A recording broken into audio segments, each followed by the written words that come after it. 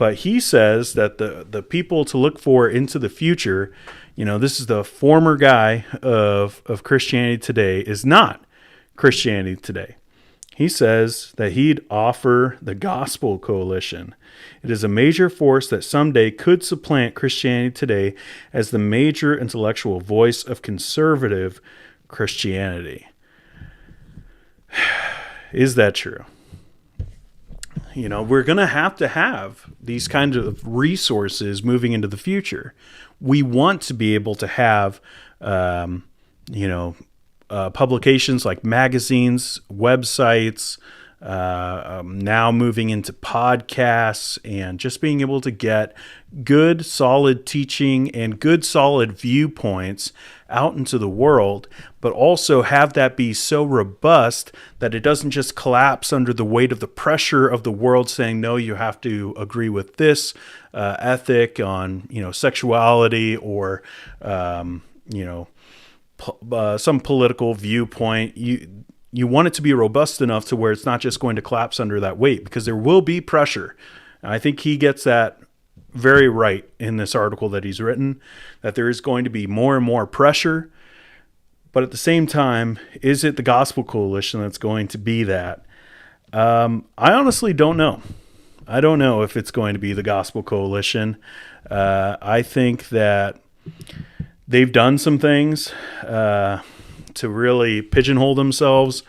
They've got, people upset about different topics. I mean, especially everything related to Rona. They got some haters, gonna be honest. A lot of people very upset about the Gospel Coalition and where they stand on social justice, where they stand on lockdowns, where they stand on all these different topics. And then you also have just the fumbling of, like their handling of Mark Driscoll, which is something that we'll talk about in just a minute. James MacDonald, people forget that he was a big part of the Gospel Coalition back in the day. Chris Mahaney or CJ Mahaney, Joshua Harris. I'm pretty sure, maybe I'm getting this wrong. Fact check me if you're watching this. I'm pretty sure Ravi Zacharias was at some TGC things as well. They've got a lot of bones in the closet, to be honest.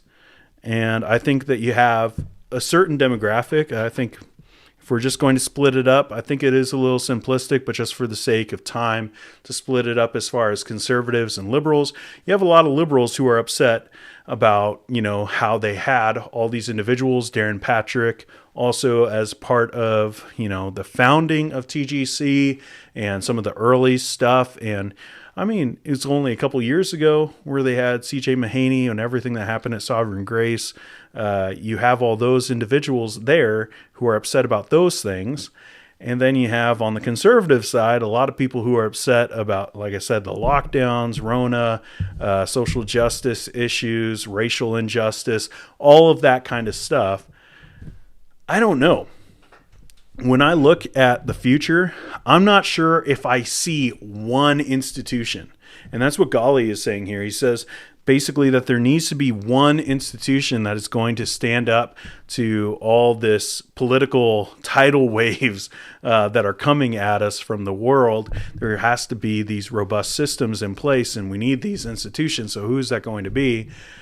I don't know. When I look at the future, I see things shrinking down. I'm thinking churches. I'm thinking institutions. I'm thinking things are becoming very tribal, to where there's, yes, it's the gospel, but there's also, where do you stand on issues like complementarianism? That's going to divide people. Where do you stand on Calvinism? That's going to divide people even further. Where do you stand on the role of the government in the church? Whether you stand on churches must gather every single Sunday all together, and we'll get into that even in just a few minutes. But we've got a lot of different issues, social justice issues, racial injustice issues. So many different things. Sexual abuse, where do you stand on that? We have Christians who believe the gospel lining up on all these different things. And I think that we're going to see institutions shrink and become much more narrowed in who they're trying to serve. It's not going to be, I don't think it's going to be the Gospel Coalition, and that kind of stands for everyone who believes the gospel. I kind of wish that we could have it that way, to where we wouldn't be divided over some of these secondary issues as much. They're important.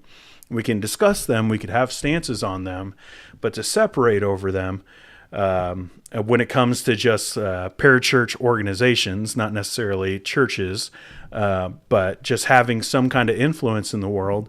I wish that we could stand like that, but it looks like as we move into the future, we're going to become much more narrowed. We're going to become much more splintered.